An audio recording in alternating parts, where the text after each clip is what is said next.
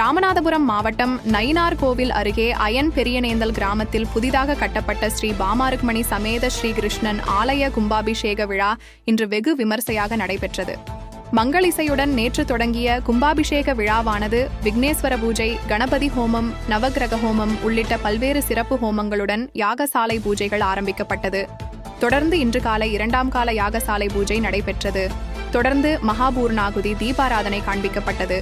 பின்னர் யாகசாலையிலிருந்து புனித நதிகளிலிருந்து எடுத்து வரப்பட்ட புனித நீர் அடங்கிய குடங்களை சிவாச்சாரியார்கள் தலையில் சுமந்து கோயிலை வலம் வந்து கோபுர கலசங்களுக்கு புனித நீரூற்றி கும்பாபிஷேக விழா வெகு விமர்சையாக நடைபெற்றது. அதனைத் தொடர்ந்து பக்தர்களுக்கு புனித நீர் தெளிக்கப்பட்டு பாமாருக்மணி சமேத ஸ்ரீகிருஷ்ணனுக்கு பால், சந்தனம், தயிர் மற்றும் திரவிய பொடிகளால் சிறப்பு அபிஷேகம் செய்யப்பட்டு விசேஷ தீபாராதனை காண்பிக்கப்பட்டது. அதன் பின்னர் பக்தர்களுக்கு அன்னதானம் வழங்கப்பட்டது.